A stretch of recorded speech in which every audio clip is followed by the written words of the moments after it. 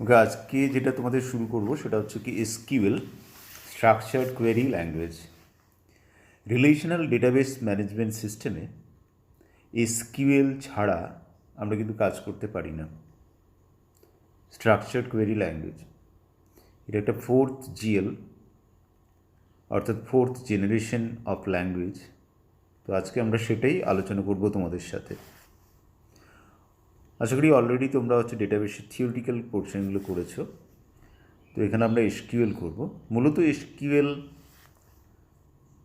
Type যদি আমরা আলোচনা করি তাহলে দেখব সেখানে এসকিউএলের ক্ষেত্রে আমরা ইউজ করি ডেডিএল, ডিএমএল, ডিসিএল এবং টিসিএল। আমি ডিটেলসে ডিসকাস করছি তোমাদের সাথে এটা। তার আগে কয়েকটা কথা বলে নিই। যে কোনো স্ট্যান্ডার্ড ডেটাবেস ম্যানেজমেন্ট সিস্টেম, সেটা ওরাকেল হতে পারে, এসকিউএল সার্ভার হতে পারে, এমএস অ্যাক্সেস হতে পারে, সবগুলোই কিন্তু এসকিউএল মাস্ট ইউজ করবে। নেক্সট আসবে যে data টাইপগুলোতে।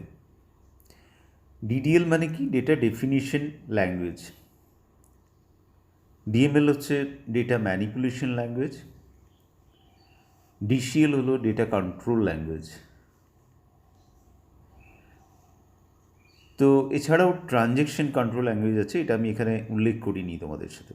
TCL data definition language. দেখো, জেনারেলি আমরা এই তিনটেকে বলি, কিন্তু এছাড়াও আরও অনেক আছে।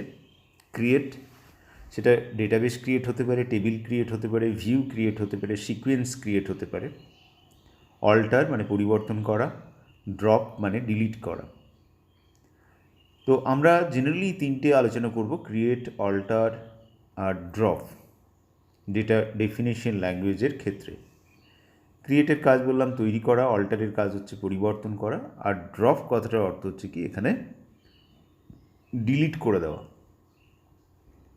তো এই হচ্ছে ডেটা ডেফিনেশন ল্যাঙ্গুয়েজ। নেক্সট আমরা আসবো ডেটা ম্যানিপুলেশন ল্যাঙ্গুয়েজ বা ডিএমএলের ক্ষেত্রে। ডিএমএল জেনারেলি হচ্ছে কি ডেটা ম্যানিপুলেট সংক্রান্ত, অর্থাৎ ডেটা ইনসার্ট করা বা ডেটাটাকে নিয়ে কাজ করা, ডেটাটাকে সিলেক্ট করা, সার্চ করা। এখানে আমি লিখেছি, দেখো সিলেক্ট মানে এখানে অ্যাকচুয়ালি সার্চ করে দেখবো আমি ডেটাবেসের মধ্যে কী কী ডেটা আছে, ইনসার্ট করব। দ্যাট মিনস হচ্ছে কি ডেটা কিছু ইনসার্ট করতে হবে। আপডেট মানে পরিবর্তন করা। ডেটা ম্যানিপুলেশনের ক্ষেত্রে ইউজুয়ালি আমরা এই তিনটে স্টেটমেন্ট ইউজ করি। এছাড়াও আছে একটা ডিলিট স্টেটমেন্ট। ডিলিট স্টেটমেন্টটা আমার এখানে লিখিনি, তো আমরা পরে দেখব। ডেটা ম্যানিপুলেশনের ক্ষেত্রে আমরা ডিলিটটা করবো, অর্থাৎ ডেটা ডিলিটও দরকার হয়। ডিলিটও একটা ডেটা ম্যানিপুলেশন ল্যাঙ্গুয়েজ। তো দেখো, এখানে আমরা নেক্সট যেটা করবো আমরা সেটা হচ্ছে data control language. Data definition ল্যাঙ্গুয়েজের মধ্যে ক্রিয়েট, অল্টার, এটা তো আমরা করলাম। ডেটা ম্যানিপুলেশন করলাম। ডেটা কন্ট্রোল ল্যাঙ্গুয়েজ জেনারেলি হচ্ছে কি আমরা ইউজ করি গ্র্যান্ট এবং রিভোক ইউজ করি। গ্র্যান্ট মানে হচ্ছে কি, ধরো তোমরা ব্যাংকে গেছো, তো ব্যাংকের সমস্ত অ্যাকাউন্টে, সমস্ত কাউন্টারে সমস্ত কিছু হয় না। কোনো একটা কাউন্টারে দেখবে পাসবুক প্রিন্ট হয়, তো কোনো একটা কাউন্টারে টাকা উইথড্রয়াল হয়, কোনো একটা কাউন্টারে টাকা ডিপোজিট হয়। এই গ্র্যান্ট স্টেটমেন্টের সাহায্যে ওই সমস্ত ইউজারদেরকে সেই কাজটা করা হয়। অর্থাৎ কোনো একজন ইউজার, আমি একজন ইউজার, আমাকে আজকে গ্র্যান্ট করা হলো শুধুমাত্র টাকা উইথড্রয়ালে, তাহলে আমি টাকা উইথড্রয়াল করতে পারবো। কালকে ওই উইথড্রয়ালটাকে অফ করে দেওয়া হলো, তাহলে রিভোক করা হলো, আমাকে ডিপোজিট সেকশনে গ্র্যান্ট করে দেওয়া হলো। এইভাবে গ্র্যান্ট এবং রিভোক ইউজ করা হয়। গ্র্যান্টে হচ্ছে কি অথরাইজ করা, আর রিভোক হচ্ছে কি অথরাইজটাকে ক্যান্সেল করে দেওয়া। এই কাজটা জেনারেলি আমরা করে থাকি। তো আজকে এখন যেটা আমরা করব, এছাড়া টিসিএল আছে, ট্রানজ্যাকশন কন্ট্রোল ল্যাঙ্গুয়েজ, সেটা কমিট এবং রোল ব্যাক আমরা ইউজ করে থাকি জেনারেলি। তো আমি টিসিএলটা এখানে ডিসকাস করছি না, আমরা পরে যদি সময় হয় তাহলে পরবর্তী ক্লাসগুলোতে আমরা টিসিএল নিয়েও আলোচনা করব। তো দেখো, এখানে আমরা প্রথম আজকে যেটা করব সেটা একটা টেবিল তৈরি করব। টেবিলটাকে নিয়ে কাজ করার চেষ্টা করব। আমি একটা বেসিক টেবিল ইউজ করেছি, সেখানে বিভিন্ন রকম কিছু থাকতে পারে। দেখা যাক কী কী আছে আমাদের টেবিলটাতে। এই দেখো, যেমন দেখো এখানে একটা আমি S1 বলে একটা টেবিল বানাচ্ছি, যেখানে রোল, এস নেম, সেকশন এবং মার্কস। আমি এখানে রোলটাকে নিয়েছি 1 2 1 2 2 এবং 2 নিয়েছি। অ্যাকচুয়ালি রোল এবং সেকশন ওয়াইজ এখানে রোলগুলো নেওয়া আছে, বাট বেসিক্যালি রোল আমাদের যদি ধরো প্রাইমারি কি করতে হয় তখন আমরা এরকম নেব না। আমি এখানে প্রাইমারি কির একটা এক্সাম্পল তোমাদেরকে দেখাবো, প্রাইমারি কি কীভাবে করা হয়। বাট এটাতে প্রাইমারি কিন্তু অ্যাপ্লিকেবল নয়। এটাতে যেহেতু ধরো রোলটা প্রাইমারি কিটা অ্যাপ্লিকেবল নয়, যেহেতু রোল নাম্বারটা একই রকম আছে। প্রাইমারি কির প্রধান শর্ত সেটা হলো কি না, রোল নাম্বারটাকে আমাকে অবশ্যই ইউনিক হতে হবে। ওই যে কলামটাকে প্রাইমারি কি করব সেটাকে ইউনিক হতে হবে। এখানে কিন্তু সেটা নেই। আমরা জাস্ট এটা বানাবো roll S name section marks. তো roll S name section marks এই যে টেবিলটা আছে, এই টেবিলটাকে বানাতে গেলে আমাদেরকে কয়েকটা জিনিস ভাবতে হবে। রোলটা নাম্বার নিতে হবে, এস নেমটা ভার্ক্যার নেব, সেকশনটাও ক্যারেক্টার নিতে হবে, এবং মার্কসটাকে নেব কি নাম্বার নেব। এখানে নাম্বারটা আমরা এসকিউএল সার্ভার ইউজ করছি, তো সেক্ষেত্রে নাম্বারটাকে নিউমেরিক বলি আমরা, আর ভার্ক্যার বলে থাকি এক্ষেত্রে। ফার্স্ট দেখো, আমরা ক্রিয়েট স্টেটমেন্টের সাহায্যে ওই টেবিলটাকে বানানোর চেষ্টা করব। ক্রিয়েট স্টেটমেন্টের কাজ আমি আগেই বলেছি, টেবিল, ডেটাবেস, টেবিল, ভিউ ইত্যাদিকে তৈরি করা যায় ক্রিয়েট টেবিল বা create database, create view, create sequence. আমি এখানে টেবিলটা যেহেতু বানাবো তাই আমি এখানে লিখলাম কি create table S1 roll, numeric বললাম নাম্বার, যেহেতু এটা 3 ডিজিটসের ম্যাক্সিমাম রোল নাম্বারটা হতে পারে 100 বা 999 পর্যন্ত, তাই 3 নিয়েছি। এস নেমটা টেক্সট হয়, স্টুডেন্টের নাম টেক্সট হয়, আমি ম্যাক্সিমাম 30 নিয়েছি, মেবি তোমরা 20ও নিতে পারো।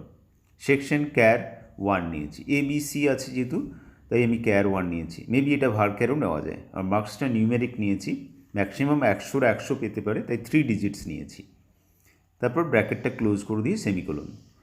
তাহলে যে জিনিসটা হলো কি না, প্রথমে তোমরা টেবিলের নাম লিখবে, ক্রিয়েট টেবিল লিখে টেবিলের নাম, তারপর ডেটা টাইপগুলো লিখবে, কলাম নেম লিখবে রোল, তারপর ডেটা টাইপ নাম্বার বা নিউমেরিক লিখলে উইদিন ব্র্যাকেট লিখবে সাইজটা, তারপর কমা দিয়ে দিয়ে পরপর S name, varchar, section, marks, numeric 3 লিখে ব্র্যাকেট ক্লোজ করবে, তারপর সেমিকোলন দেবে। এটা হচ্ছে ক্রিয়েট টেবিল। এখানে কিন্তু প্রাইমারি কি নেই, আমাদের টেবিলটাতে প্রাইমারি কি নেই। তবে আমি একটা প্রাইমারি কি যদি থাকে, তোমার যদি রোল নাম্বারটা ইউনিক হতো, তাহলে প্রাইমারি কিটা কীভাবে তৈরি করবে সেটাও আমি এখানে দেখাচ্ছি। দেখো না, create table S1 roll, numeric আমি আগেরটাতে করেছিলাম, শুধু দেখো এখানে এই লাল কালিতে লিখে দিয়েছি প্রাইমারি কি বলে একটা ক্লজ জুড়ে দিয়েছি।